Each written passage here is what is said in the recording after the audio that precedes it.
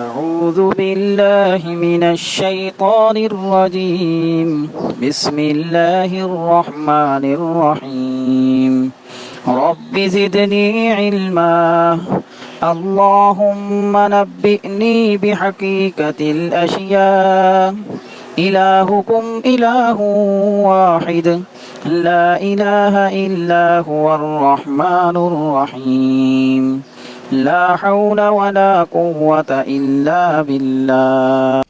السلام علیکم، میں حکیم محمد طارق جاوید تشخیص اور معالجہ کے متعلق ایک علم کا خزانہ لے کر حاضر خدمت ہوں۔ پیشہ ور معالجین اور غیر پیشہ ور عوام اگر اس ویڈیو کو سمجھ لیں تو یقیناً ہر قسم کے امراض کا بخوبی علاج کر سکتے ہیں۔ ویڈیو کچھ لمبی ہوگی لیکن اسے 2 حصوں میں بانٹنے سے اس کی افادیت نصف رہ جاتی ہے، اس لیے اس ویڈیو کو ایک پارٹ میں ہی آپ سے شیئر کر رہے ہیں۔ آپ دنیا کے کسی شعبہ حیات میں کامیاب ہونا چاہتے ہیں اور شعبہ زندگی میں موجود دوسرے لوگوں سے آگے نکلنا یا ناموری اور شہرت کمانا چاہتے ہیں، اس کا ایک ہی طریقہ ہے، اپنے ذہن اور علم کو اپ گریڈ کریں۔ طب ایک ایسا شعبہ زندگی ہے جس سے کوئی بھی زندہ انسان لا تعلق نہیں رہ سکتا۔ اب آپ کے پاس اختیار ہے، کسی دوسرے پر بھروسہ کریں یا اپنے آپ کو اس قابل کر لیں کہ صحت کے تمام مسائل آپ کے سامنے کوئی حقیقت نہ رکھتے ہوں۔ علم کیمیا کی بنیاد تیزاب، نمک اور اساس پر قائم ہے۔ اس موضوع کی بنیادی معلومات کے متعلق کئی علمی ویڈیوز ہمارے چینل پر پہلے سے ہی موجود ہیں۔ آج کی ویڈیو ایڈوانس علمی سائنس پر مشتمل ہے۔ جو اسے سمجھ لے گا اسے اپنے پاس پہلے سے موجود معلومات بے وقت دکھائی دیں گی۔ حکیم دوست محمد صاحب الملتانی مرحوم اللہ تعالیٰ ان پر اپنے رحمتوں کی بارش فرمائے، ایک قانون یا نظریہ کی بنیاد رکھ گئے، لیکن کسی نے بھی اس بنیاد کو وسیع کرنے کی کوشش اس انداز میں نہیں کی جس کا حقدار یہ نظریہ یا قانون تھا۔ اسے پھیلایا ضرور گیا لیکن وقت کے ساتھ اس میں جو علمی وسعت آنی چاہیے تھی وہ کہیں دیکھنے میں نہیں آئی۔ اگر کسی نے کچھ نیا معلوم کیا تو اسے اپنے حد تک محدود رکھا۔ ترشی یعنی تیزاب، نمک اور اساس یعنی الکلی ایک ایسی حقیقت ہیں جنہیں نظر انداز نہیں کیا جا سکتا۔ یہ کیسے ایک دوسرے میں بدلتی ہیں، ان سے تشخیص اور تجویز میں کیسے فائدہ حاصل کیا جا سکتا ہے، اور کیسے ایک معمولی لا علمی، کوتاہی یا لاپرواہی ایک علمی کو جنم دیتی ہے، یہ سب کچھ آپ کو اس ویڈیو میں ملے گا۔ اپنے مینٹل لیول سے بہت نیچے آ کر عام فہم اور سادہ الفاظ میں آپ کو یہ سب سمجھانے کی کوشش کروں گا، پھر بھی شاید کچھ لوگوں کو اسے سمجھنے میں کچھ دشواری ہو، لیکن جو لوگ اس ویڈیو کو بار بار سن کر سمجھنے کی کوشش کریں گے امید ہے انہیں یہ سب سمجھ میں آ جائے گا۔ اس دنیا کا نظام چلانے کے لیے اللہ تعالیٰ نے درجات مقرر کر رکھے ہیں، ہر درجے والے کے اوپر ایک درجے والا ہے، علم ہو یا دولت، اختیار ہو یا عہدہ، معاشرتی زندگی میں عزت ہو یا جراثیم، ہر چیز درجہ بدرجہ ہے۔ سیاست میں عوام نے اپنے نمائندے منتخب کیے، منتخب نمائندے پارلیمنٹ میں پہنچے، انہوں نے اپنا ایک لیڈر منتخب کیا، کابینہ بنی، اسی طرح فوج درجہ بدرجہ عہدوں میں تقسیم ہو جاتی ہے۔ فوج کا سب سے بڑا عہدیدار کمانڈر ان چیف وزارت دفاع کا ماتحت ہے۔ کابینہ، پارلیمنٹ اور کمانڈر ان چیف سب سربراہ مملکت کے ماتحت ہیں، اور سربراہ مملکت براہ راست یا بالواسطہ عوام کا ماتحت ہے۔ صحت کا معاملہ سمجھنا ہو تو دودھ کی مثال سے سمجھے۔ دودھ پڑا رہے پھٹ جائے گا، استعمال نہ کیا جائے اور ضائع بھی نہ کیا جائے، اس میں کیڑے پیدا ہو جائیں گے، پھر تعفن اٹھنے لگے گا۔ پہلے دودھ اساسی خصوصیات کا حامل تھا، اس میں ترشی پیدا ہوئی یا ملائی گئی، وہ دہی بن گیا، ترشی میں اور تیزی بڑھی، وہ تیزاب بن گیا، جیسے ترشی سے سرکہ اور پھر تیزاب سرکہ بن جاتا ہے۔ اب اگر پھٹا ہوا دودھ کچھ عرصہ مزید پڑا رہے، اس میں بدبو پیدا ہو جاتی ہے۔ یہ بدبو اور توفن اس دودھ میں جراثیم پیدا ہونے کی علامت ہے۔ تیزاب کا کام جلانا ہے، یہ جہاں بھی لگے گا جلن پیدا کرے گا۔ جب تیزابی مادہ میں ارتقاء پیدا ہو جائے گا تو یہ زہر میں تبدیل ہو جائے گا۔ یہ تیزابیت اور زہر جسم کے ٹشوز کو ہلاک اور گلانے لگتے ہیں، جس سے متاثرہ مقام میں زخم اور گلنے سڑنے کی وجہ سے بدبو آنے لگتی ہے۔ یہ بدبو جب برداشت سے زیادہ ہو جائے تو اسے گینگرین کا نام دے کر جسم سے الگ کر دیا جاتا ہے۔ شوگر کے مریضوں میں گینگرین اکثر ہو جاتی ہے۔ بگندر اور کھکھر پھوڑے کی شکل میں بھی ظاہر ہو جاتا ہے، اور زخم کی بجائے رسولی کی شکل میں ہو تو اسے سرطانی رسولی کہا جاتا ہے۔ آپریشن یا عمل جراحی اس کا علاج نہیں تھا، بلکہ اپنی ناکامی اور نااہلی کا اعلان تھا۔ اگر اس خمیر در خمیر کو عروج پر پہنچنے ہی نہ دیا جاتا، اور اگر وہ خمیر کسی کی بھی غلطی سے اپنے عروج تک پہنچ ہی گیا تھا تو اس خمیر کی تعدیل کر دی جاتی اور مریض اپنے ایک حصہ جسم سے محروم نہ ہوتا، بلکہ صحت مند ہو کر نارمل زندگی گزارنے کے قابل ہو جاتا۔ کسی بھی مرض کا علاج کرتے وقت درجات مرض کو سمجھنا بہت ضروری ہے۔ جب تک مرض کا درجہ اور دوائی کا درجہ برابر نہ ہو جائے گا، شفا نہیں ہوتی۔ اس بارے میں ایک حدیث شریف کا مفہوم بھی یہی ہے، جب دعا مرض کے مطابق ہو جاتی ہے تو اللہ کے حکم سے شفا ہو جاتی ہے۔ بدقسمتی سے ہم شفا کو اس کے اصل مفہوم میں نہیں لیتے، عارضی فائدے کو شفا کہہ دیتے ہیں، جو علم اور حقیقت کے اعتبار سے غلط ہے۔ شفا کا مفہوم بہت وسیع اور الگ ہے، اس کے متعلق پھر کبھی ویڈیو بنائیں گے۔ جب جسم میں قوت مدبرہ بدن یعنی موافقت کی قوت کسی مرض کو ختم کرنے میں ناکام ہو جاتی ہے تو اس مرض کا مادہ خون میں جمع ہونے لگتا ہے۔ پھر وہ مادہ مرض خون میں اس قدر غالب آ جاتا ہے کہ جسم کے کسی مقام کی ساخت کو خراب کرنے کی پوزیشن میں آ جاتا ہے، اور یہ خرابی اس مقام کی صحیح ساخت کو تباہ بھی کر سکتی ہے۔ اپنے درجات کے مطابق مادہ مرض سوزش، خارش، درد، زخم پیدا کرنے کا باعث بنتا ہے۔ اگر مادہ مرض زہر کی حالت اختیار کر لے تو اس کا نام بگاڑ اعضاء، یا دوسری صورت میں اس زہریلے مادے کا اثر یہ ہوتا ہے کسی دوسرے جسم پر لگ جائے تو اس میں بھی اپنی علامات پیدا کر دیتا ہے، اور اس کا نام چھوت ہے۔ اور تیسری صورت میں وہی زہر اولاد میں منتقل ہو کر موروثی اثرات کا نام پا لیتا ہے۔ کیونکہ یہ زہریں جسمانی اعضاء کے بگاڑ سے پیدا ہوتی ہیں۔ جسمانی اعضاء کے 3 مادے بلغم، صفرا اور سودا ہیں، جنہیں ہم الکلی، نمک اور تیزاب کہتے ہیں۔ اپنے مزاج کے مطابق یہ زہریں آرگینک سے بڑھ کر کیمیائی صنعتی تیزابات تک پہنچ جاتی ہیں۔ بلغم یعنی اساسی مادے کا تعلق دماغ اور اعصاب سے ہے۔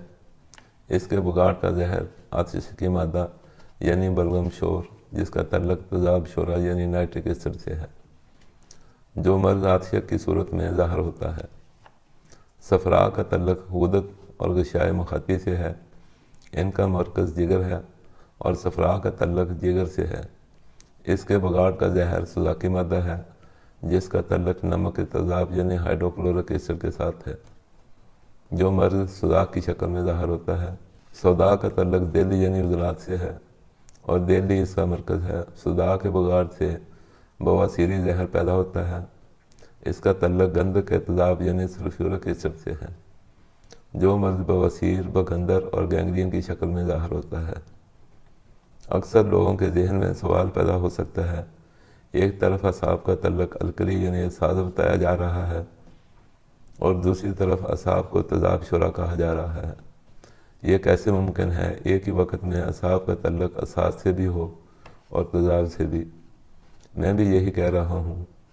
قدرت نے حکیم صابر ملتانی صاحب کو مہلت نہیں دی، وہ زندہ رہتے تو یقیناً اسے بھی بیان فرما دیتے، لیکن ان کے بعد آنے والوں نے اسے سمجھا ہی نہیں یا بیان کے قابل ہی نہیں سمجھا، جبکہ یہ ایک ایسی اہم بات تھی جس کا تعلق براہ راست طب کی ترقی سے تھا۔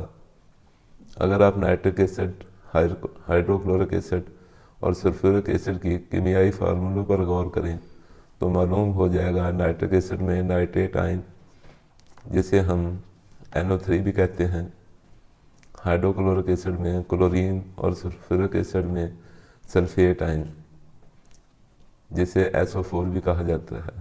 ہر آئن جب ہائیڈروجن سے ملتا ہے تو تیزاب بناتا ہے، یہ ان کا ابتدائی عمل ہے، جبکہ یہی نائٹریٹ آئن جب پوٹاشیم آئن سے ملتا ہے تو پوٹاشیم نائٹریٹ بناتا ہے۔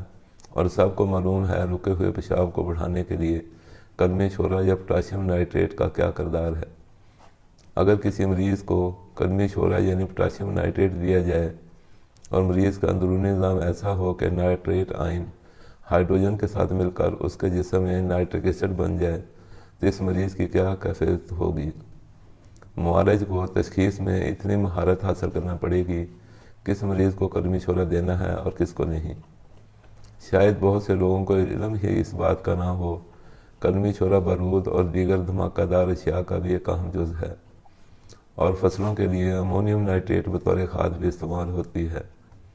یہ نائٹریٹ کے ثانوی اثرات ہیں۔ حیوانی اجسام کو زندہ رہنے کے لیے کئی اقسام کی توانائی کی ضرورت ہوتی ہے، جن میں حرکی توانائی اہم ہے اور اہم ترین کیمیائی توانائی ہے۔ تمام تیزابات حکمائے طب کے ایجاد کردہ ہیں۔ تیزابات کا کام چیزوں کو گلا دینا ہے، فقط سونا ایک ایسا عنصر ہے جس پر کوئی تیزاب اثر نہیں کرتا۔ حکمائے طب نے ایک خاص تناسب سے شورے اور نمک کے تیزاب کو ملا کر آب سلطانی بنا لیا، جسے آج کل ایکوریجیا کہا جاتا ہے، جو سونے کو بھی گلا دیتا ہے۔ ہم ان اکابرین کے وارث تھے، لیکن ہم نے تحقیق اور ترقی طب کے لیے کچھ نہیں کیا، بس دوسروں کے کیے ہوئے کام سے روزی روٹی کا نظام چلاتے رہے۔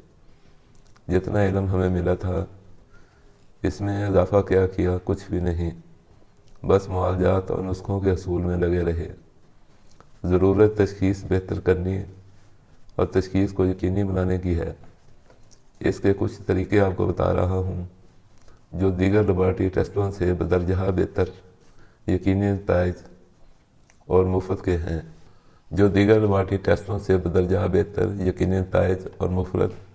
اور مفت کے یہ کلیے آپ سمجھ کر استعمال کریں، آپ کے لیے تشخیص کا عمل یقینی اور آسان ہو جائے گا۔ انسانی جسم میں موجود مختلف رطوبات سے تشخیص مکمل کی جا سکتی ہے۔ سب سے بہتر تشخیص تو نبض سے ہی ہوتی ہے، لیکن اس میں مہارت حاصل کرنے کے لیے لمبا عرصہ گہرا مشاہدہ اور توجہ نیز وسیع مطالعہ کی ضرورت ہوتی ہے۔ اگر کوئی اس مہارت کو ابھی نہیں پہنچا تو میرے بتائے طریقوں سے مدد لے کر بہت جلد اپنی طبابت اور فن کو 4 چاند لگا سکتا ہے۔ اگر نیلا لٹمس پیپر تھوک، پیشاب یا منی میں رکھنے سے سرخ ہو جائے، اس کا مطلب اس رطوبت میں تیزابیت ہے۔ جتنا زیادہ رنگ زیادہ ہو، اسی قدر تیزابی مادہ زیادہ ہوگا۔ اور اگر سرخ لٹمس پیپر ان رطوبات سے گیلا کرنے یا زبان پر لگانے سے نیلا ہو جائے، اس کا مطلب اس مواد میں حساسیت یا الکلی کے اثرات موجود ہیں۔ جتنا زیادہ رنگ زیادہ بدلتا جائے گا، اسی قدر الکلی کے اثرات زیادہ ہوں گے۔ اور اگر دونوں اقسام کے لٹمس پیپرز کا رنگ نہ بدلے تو اس کا مطلب زبان یا دوسری رطوبات استعمال کی گئیں، ان میں نمک کے اثرات زیادہ ہیں۔ آج کل الیکٹرانک پی ایچ میٹر یا یونیورسل پی ایچ میٹر بھی بازار میں دستیاب ہیں۔ 1 سے 7 تک ریڈنگ تیزابیت اور 7 سے 14 تک ریڈنگ حساسیت کو ظاہر کرتی ہے۔ جتنا نمبر بڑھتا جائے، حساسیت یا قلویت بڑھتی جائے گی۔ اس کے برعکس 7 سے جتنی ریڈنگ کم ہوتی جائے گی، 7 اس کا نیوٹرل پوائنٹ مانا جاتا ہے۔ مریضوں میں پی ایچ ویلیو عموماً 5 سے 8 تک دیکھنے میں آتی ہے۔ دوسرا ٹیسٹ جس سے ہم نے ایک زمانے میں بہت فائدہ اٹھایا، مریض کا پیشاب کسی صاف شیشہ کے برتن میں لے کر اس میں 1 چٹکی خشک میٹھا سوڈا ڈالیں۔ اگر پیشاب سے بلبلے اٹھنے لگیں تو تیزابیت، اگر پیشاب ابلنے لگے تو کثرت تیزابیت، اور اگر میٹھا سوڈا ڈالنے کے کافی دیر کے بعد پیشاب کا رنگ بدل جائے اور پیشاب گاڑھا محسوس ہونے لگے تو صفراوی تحریک۔ یعنی پیشاب میں نمکین مادے موجود ہیں، اور تیسری صورت یہ کہ پیشاب سے نہ بلبلے اٹھیں نہ اس کا رنگ بدلے، بلکہ پیشاب ویسے کا ویسا ہی رہے۔ اس کا مطلب پیشاب میں الکلائن یا ساسی مادے موجود ہیں۔ اسی طرح ٹیسٹ ٹیوب میں ڈائلیوٹ شورا کا تیزاب لے کر اس میں تھوک یعنی لعاب دہن کے چند قطرے ڈالیں۔ اگر بلبلے اٹھیں تو کثرت ساسیت ہے، اگر کافی دیر پڑا رہنے پر رنگ بدل جائے اور گاڑھا محسوس ہونے لگے تو غدی مادے یعنی نمکینیت، اور اگر بے اثر رہے تو زیادتی تیزابیت کی دلیل ہے۔ انتہائی کم قیمت، بظاہر سادہ سے یہ ٹیسٹ بڑی اہمیت کے حامل ہیں، کیونکہ طب کے قوانین سپورٹ کرنے کے لیے ان کی پشت پر موجود ہیں۔ اسے یوں سمجھیں، کوئی راستے سے ناواقف شخص آپ سے فون پر صحیح راستے کی رہنمائی چاہتا ہو، آپ کو اس سے فقط ایک سوال کرنا چاہیے: آپ اس وقت کہاں کھڑے ہیں؟ اگر آپ اس علاقہ اور راستوں سے واقف ہیں تو بلا تامل اسے گائیڈ کر دیں گے، ادھر جاؤ یا ایسا کرو۔ مذکورہ شخص نے آپ کی رہنمائی کو صحیح سمجھ کر اس پر عمل کیا تو اپنی منزل مقصود پر پہنچ جائے گا۔ دوسری چیز پہلی سے زیادہ دلچسپ اور ضروری ہے۔ دو ایلیمنٹس ایسے ہیں، ایک ہائیڈروجن اور دوسری کاربن۔ ہائیڈروجن کے ویلنس شیل میں ایک ہی الیکٹران ہے، یہ کسی کو وہ الیکٹران دے بھی سکتی ہے، کسی سے ایک الیکٹران لے بھی سکتی ہے، اور کسی سے اپنا الیکٹران شیئر بھی کر سکتی ہے۔ اسی طرح کاربن کے ویلنس شیل میں 4 الیکٹران ہیں، یہ کسی کو 4 الیکٹران دے بھی سکتی ہے، اور کسی سے 4 الیکٹران لے بھی سکتی ہے، اور کسی سے اپنے یہ 4 الیکٹران شیئر بھی کر سکتی ہے۔ اس ہائیڈروجن اور کاربن سے کام لینے والا اپنی اہلیت کے مطابق اساسی نمکین یا تیزابی اثرات حاصل کر سکتا ہے۔ آپ دونوں کو اپنے مطلب کا مرکب بنا کر کسی بھی ٹشو کے فائدے کے لیے استعمال کر سکتے ہیں۔ اس کام کے لیے اپنی علمی استعداد کو بڑھائیں۔ مطالعہ کی عادت اور تجربہ کی مدد سے یہ کام آسانی سے ہو سکتا ہے۔ اگر کسی نے اتنا کام کر لیا تو اس کی نسخہ جات حاصل کرنے کی تمنا اور بھوک ہمیشہ کے لیے ختم ہو جائے گی۔ معمولی چیزوں سے وہ بڑے بڑے اور قیمتی نسخوں سے بہتر فوائد حاصل کرنے کے قابل ہو جائے گا۔ یاد رکھیں، محنت اور مسلسل محنت ہی کامیابی کی کنجی ہے۔ دعا میں یاد رکھیں۔ والسلام علیکم ورحمۃ اللہ وبرکاتہ۔